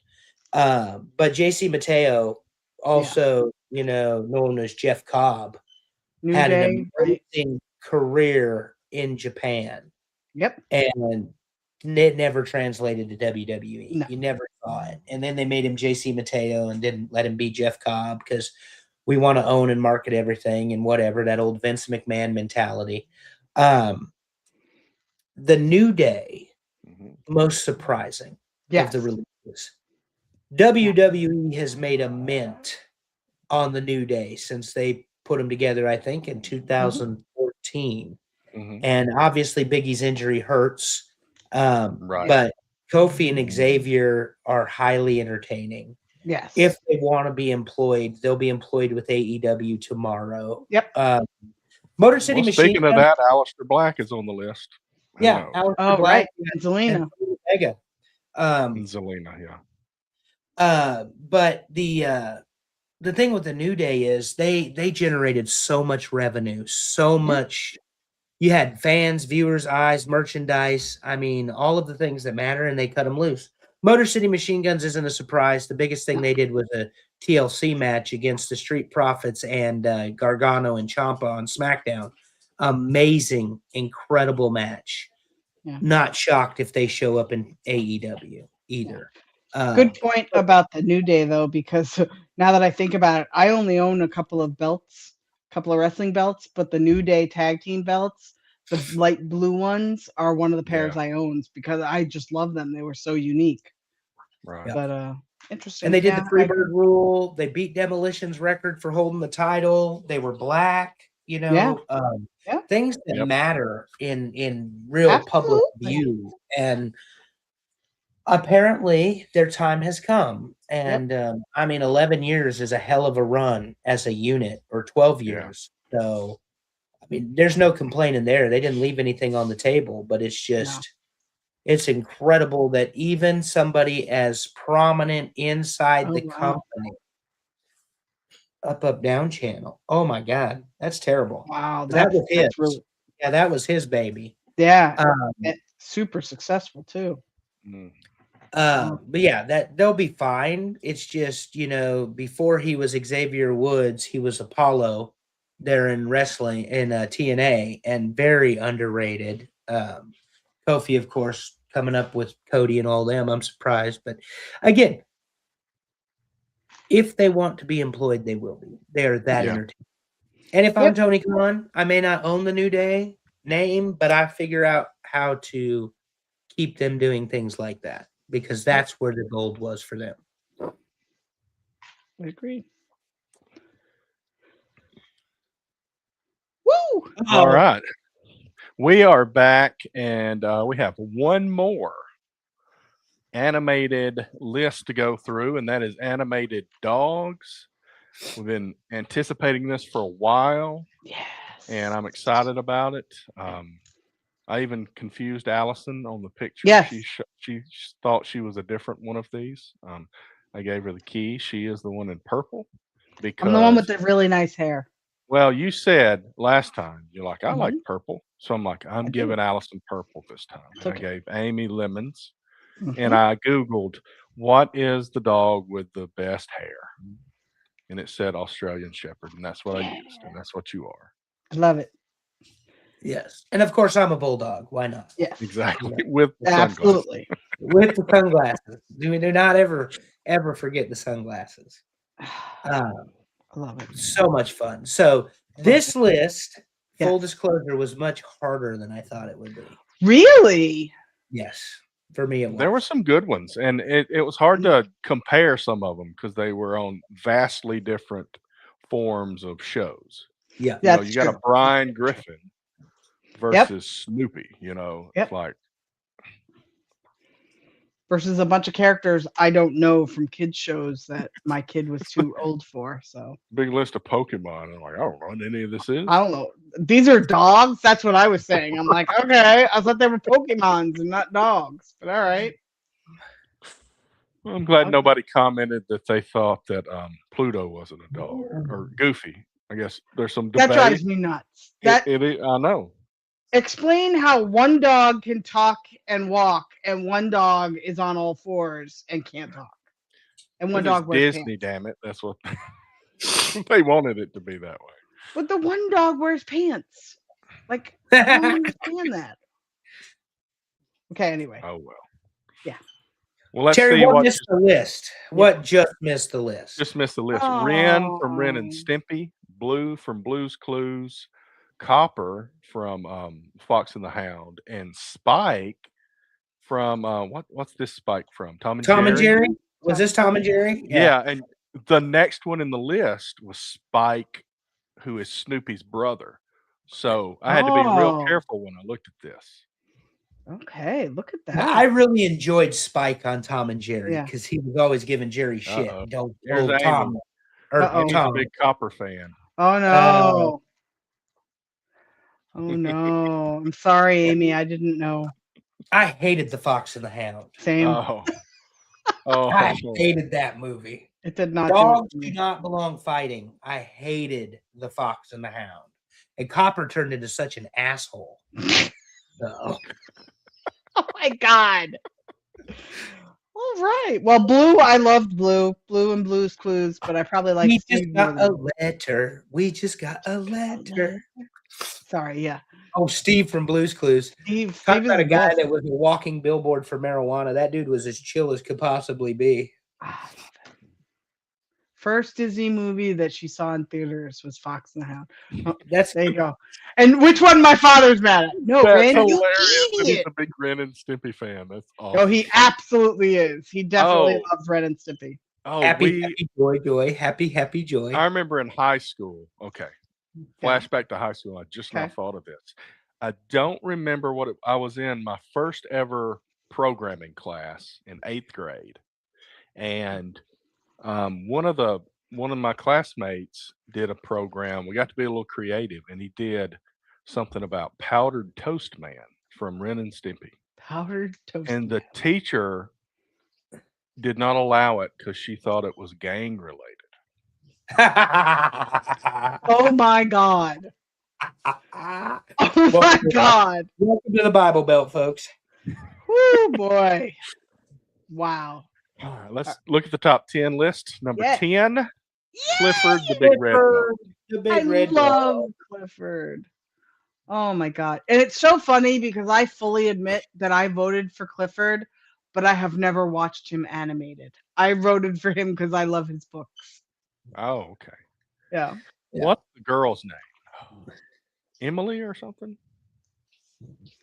That I don't know. I don't know. That's going to bother me till I look it up. Anyway. Hold on, I'll look it up. Okay, thank you.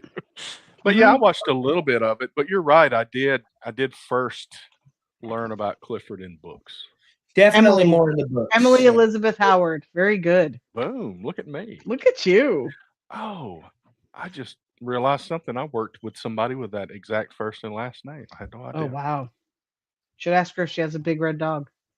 Exactly. That's hilarious.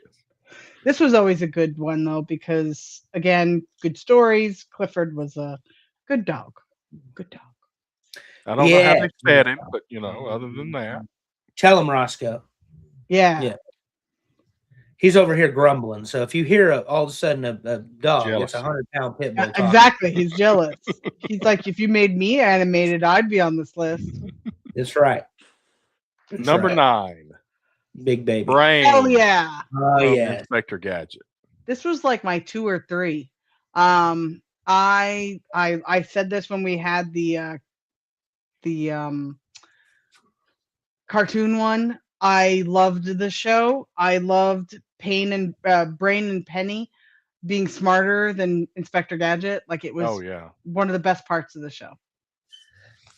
And poor Brain always got beat And up. Gadget always was so condescending, even to the Oh. dog. Yep. So Yep. male riders Mr. out. Magoo, the detective, or something. Number 8, Huckleberry Hound. Oh, really? We have Oh, old yeah. people on this show. We do. We do. This is good I stuff. love Huckleberry Hound. Absolutely. And who Was was he the the- other one that went with him? I think it was a cat. I can't think. I don't know. Huckleberry Hound and I don't know. But is he the one that talked slow with a drawl? Yeah, big Yeah. time. yeah, he was very southern. He was lower Alabama southern. That's pretty southern. That's Oh my pretty God. southern. That's pretty southern. All right. I didn't mention one of the gas stations I went to in Mississippi because it was Was It it was very a little- Southern, Terry? It was a little deeper south than I'm used to, and I've grown up in Alabama my entire life. Were this all of a was a sudden little you and farther my than I'm cousin used to. Benny over at the gas station down in the South? Is that how you felt? Like you were Ralph Macchio stealing Well- a can of tuna? Okay, so let me go ahead and get into that a little bit. So, roads in Mississippi don't necessarily all have things lined up on the side of them. So you're driving on these roads and there's just a bunch of trees, and they're not interstates. But then you're like, Cyrus goes, I want to stop and get something to drink. And I'm like, I have no clue where to do that because there's no exit signs. I can't see anything. So then I asked Siri, and Siri took me who knows where to a gas station that is constructed in a different way than I'm used to gas stations being constructed. And we got out of there as soon as we could. But anyway, Oh my. that's all I'm saying. All right. But I love the other parts of Mississippi, just not Okay. that gas station. Got it. Number Shady 7. gas stations in Yeah, the deep really. Pluto. Hello. Oh, Zoinks. Such a good dog. Yes, Mickey Mouse's dog. I'm like, I don't know what to say about him. He's Mickey's dog. He's like, And he doesn't talk. I mean, nope. Oh, hey, pal. and he acts like a dog. That's the thing. It's like That's correct. Pluto acts like a dog. Correct. Unlike Goofy, which Right. maybe is on this list. He's probably on the list. Number 6, Brian Griffin. Brian. Oh, Probably the most interesting dog on this list. My favorite part of Brian is they flip the script with Brian because Brian is a absolute human being 90% of the time. And once in a while, they take advantage of him being a dog. And then Yeah. he gets pissed about it. But that's what makes it great. I do enjoy Brian. Seth MacFarlane is on the long list of things I despise, disgust, and What? hate. That's Probably right. below- I remember this Probably from the below other list. Taco Bell, but still, I can't stand Seth MacFarlane. Oh, You my talk goodness. about tired and overused and That's so old. funny. Yeah, no. The first few episodes of Family Guy or seasons even are fine, but he's run out of material. We're recycling at this point. Yeah, I agree with that. Number 5, Muttley. Oh, yeah. My man, Muttley made the top 5. Yes. I love Muttley Ugh. with Vince McMahon. Oh, wait a minute. He cut his hair. He cut his mustache. So he's no longer looking like Dirk Dastardly. But He's also got that side character thing going where he's not the main guy. He's Right. just there reacting to somebody else. But it works. everybody knows the Muttley laugh, though. That's the Oh, best yeah. part. Like, Yeah. everybody knows the Muttley laugh. And Yep. I may or may not have sent you all that GIF in a time or two, but Muttley should be number one. I voted him that way. Oh, wow. I told you all I Yeah. skewed the poll. I knew exactly what I was doing when I voted Muttley.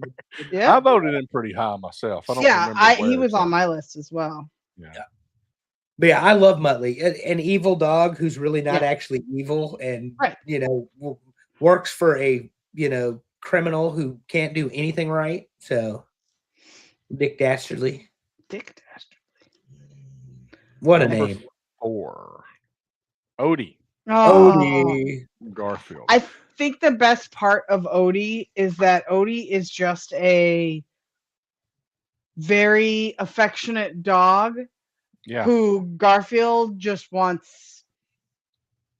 It's like your extrovert and your introvert. Odie Yeah. is your extrovert. Garfield is your introvert. And he's like, please get away from me. Don't touch me. You're But he annoying." loves him. But he loves them. Correct. But he's very similar to Pluto in that he is a dog and he doesn't talk and he Correct. does dog things and he's gonna love you. Mhm. And Garfield does horrible things to him, but Yep. Odie comes back and loves Garfield anyway. Every Yep. time. Yep. And it's Very a lesson much about how dogs really are, because if you act that way to your dog, they will still come back and love you every time. Yep. Correct. And Garfield was Number- a jerk. Yes. If we do a cat list, I Oh, know God. my number one, and it is definitely not Garfield. Anyway, number 3, There we Goofy. go. Yeah. Yeah. My favorite part of Goofy is those old. Alison, so disgusted with Goofy being number 3. The videos where he would give you instructions on how to do stuff and goof it up the whole time. Like Goofy Yeah. teaches you how to play golf and he gets all Yes. tied up trying to swing. Or here's how you shave or getting it was like a thing about getting ready in the morning and he's driving down the road, shaving and stuff and causing wrecks. Yeah. I just, you know how I am. And somebody whose name is Goofy, I'm not going to, just like, because he was how do I even say this? Like, his girlfriend was a cow, for God's Yeah. sake. You're She a was a dog. dog. She was a full-figured dog. No, Clarabelle was a cow. Oh my God, you're horrible. That's horrible. I am offended. No, okay. Figured. She was from Jersey. That's all.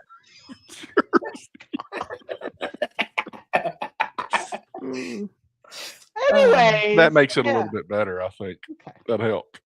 That helps. That helps for sure. You've never heard of Goofy. Jersey dairy cows? What in the world? You love Goofy? Yeah. I don't know. I may have put him number 3 myself. I don't know. Okay. I mean, Number he was in 2. my top 10, but Scooby. What? only 2? I wanted him as one. It's got to be Snoopy as one. Yeah, it's got to be Snoopy. I love everything about Scooby-Doo. That's because you're a fucking criminal, and him and Shaggy out burning one in the back. That's right. That's right. Would do anything for a Scooby snack. Usually figured shit out before everybody else, but nobody would listen to him. Like, I loved everything about Scooby. And he was scared. He was a little weenie all the time. The motherfuckers were Cheech and Chong for your children. That's what they Correct. were. They're over there. They got the munchies looking for damn food all the time. It took me a long time to understand what that was. Like, I did not understand why they were always hungry and why they, Shaggy looked like he just stepped out of a, I don't know. Out of really Matthew old McConaughey's van in Fast Times at Ridgemont High. All right. I also voted for Scrappy Doo. Ew, no. I hated Scrappy. You hated Scrappy? That little shit was so annoying. Oh my God. I used to get I'm like, why do you think you are all that in a bag of chips? Absolutely not. Scrappy Dappy Doo. Annoying dog. And what was it? Ruby Doo was the girl that he liked a lot? Something like that? I don't know. I think there were a was lot on of the list. dudes, yeah. Scooby. Yeah, there were. Scooby. Well, that's like when I looked at Snoopy's family tree, he had tons of brothers. And Yeah. sisters. Yeah. Oh, and number 1 is Yeah, Snoopy. speaking of. So, I'm going ahead and mention it. I mean, if you don't like Snoopy, there's something wrong with you. That's all there is to say about that. I'm actually a cornstalk guy, but whatever. Woodstock? Woodstock, cornstalk, whatever. You like the bird. You like if we do a favorite animated birds list, then there you go. We're gonna put cornstalk on the list. Cornstalk. I loved everything about Snoopy because, like as you said, that he had the big family tree. There was the Red Baron. Like they would do everything with the Snoopy type characters, and I absolutely loved it. And then there were all the Halloween specials and everything. Did you ever see where Charlie Brown picked out Snoopy or like? Oh yeah, that was Snoopy? good. What was the name of the place? It was I don't remember. Daisy Hill Puppy Farm. All I know is I cried because I'm like, this is really big. It's a cartoon. Oh yeah, that's when they looked back about being from Daisy Hill Puppy Farm, and then he had Spike was his brother, and Olaf, and all these others. So good. Woodstock is still the best. But it's also good though because Charlie Brown's character is very much he can't do anything right. He's got the worst luck, good grief, and then he's got like the coolest dog ever in comparison. That everything works out for Snoopy no matter what. Yep. Yeah. And Snoopy's very smart. Right. As well. And he doesn't talk, but he communicates. That's the best part too of these animated dogs. Most of them, with the exception of like Ren, are smarter than their owners. Correct. Right. Because Ren and Stimpy, let's face it, they're two idiots. You talk about some blazers. I mean, they're eating bars of soap in a bathtub. But anyway. Good Lord. Yeah. All right, I'll run down the list. Yep. Top 10 animated dogs as voted on by the TNA Top 10 listeners. Number 10, Clifford the Big Red Dog. Number 9, Brain from Inspector Gadget. Number 8, Huckleberry Hound. That's for the old school, the old people. Thanks. Number 7, Pluto. Number 6, Brian Griffin. Number 5, Muttley. Number 4, Odie. Number 3, Goofy. Number 2, Scooby-Doo. And number 1, Snoopy. Love it. Snoopy Good with a list. bullet. Underdog was a good one. You're right, Dave. Oh yeah, that is a good one. Underdog, and then not only Underdog, but Doug's dog. What was his Pork name? chop. I spelled it chop. pork chip, if anybody noticed that. Actually, I voted for Pork Chop in the top 10, but he didn't sniff it. So, And then there was Doug from Up was on there. He didn't get I had Doug from Up on mine. Squirrel. Yeah, squirrel. Like when you travel with me. Squirrel. Where the hell did he go to now? Let's see. Let me look at a few that barely missed the even being mentioned list. If I can put my code in correctly. Oh my goodness. The code.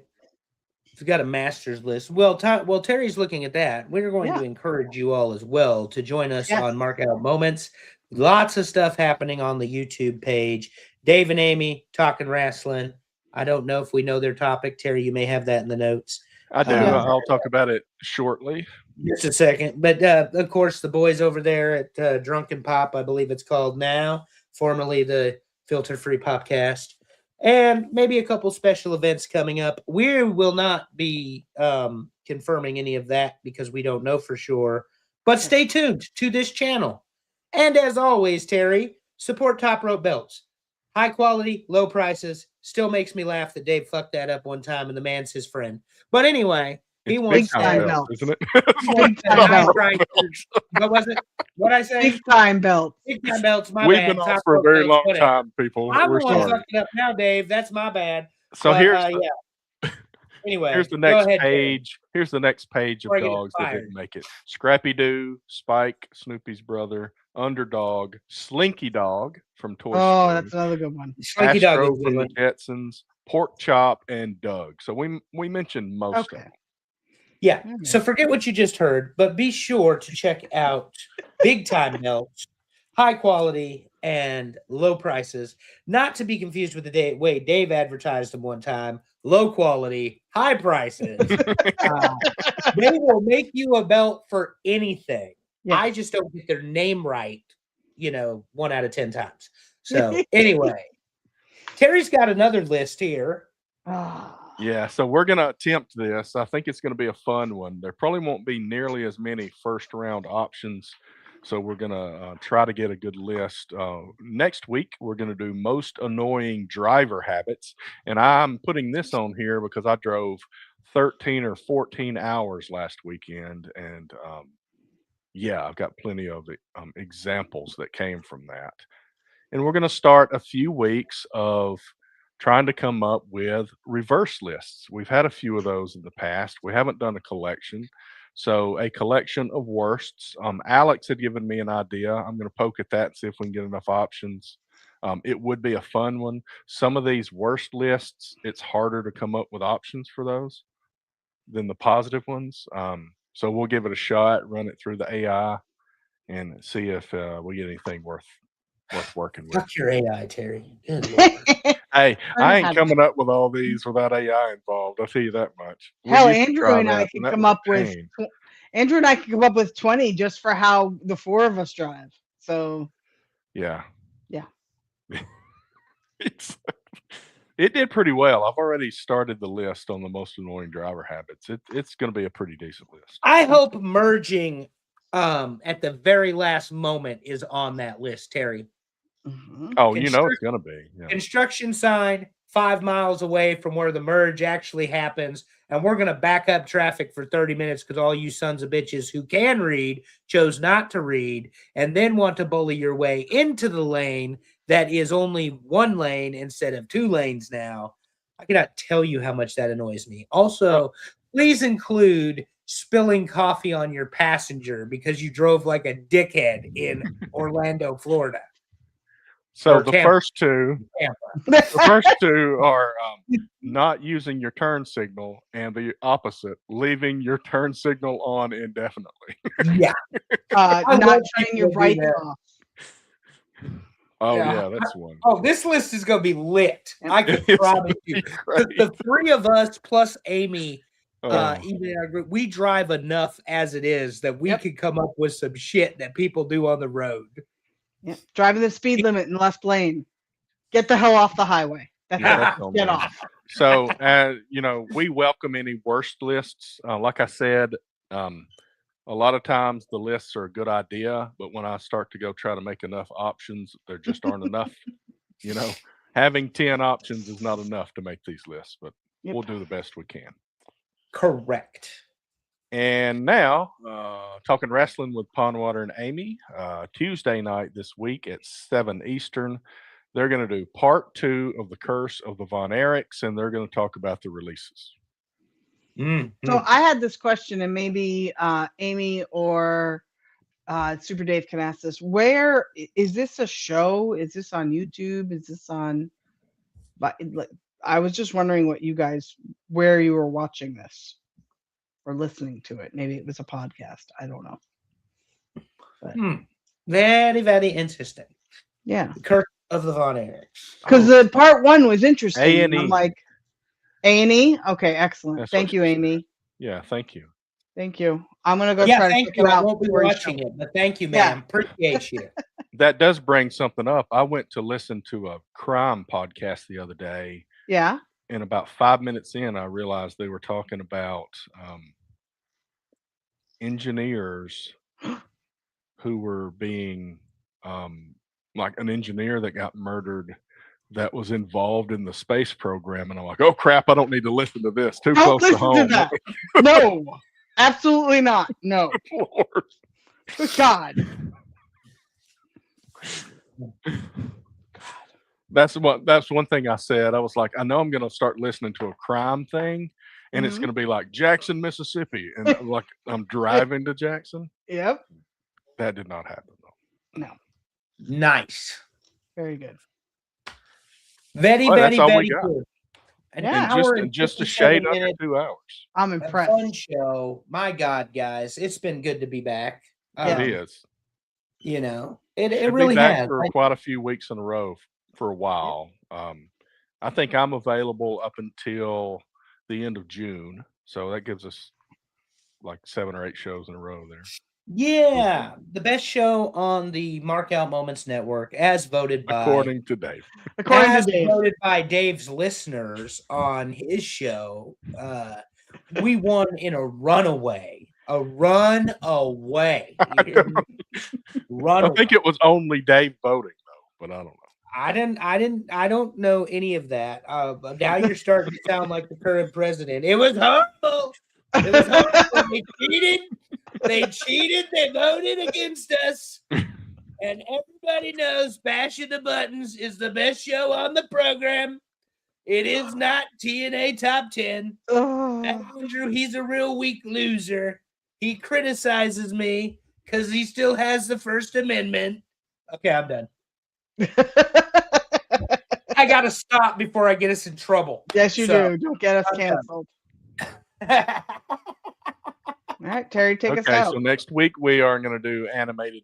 No, we did animated dogs this week. Next week we're doing worst driving habits. driving habits. And it's been good to be back, guys. And thanks everybody for showing up. Thanks for voting. We welcome your ideas over the next few weeks for worst lists, like we said. And we'll run through some of those, and that should be fun. And as always, love your people. Tell them you love them. Make it weird. See you next time, everybody.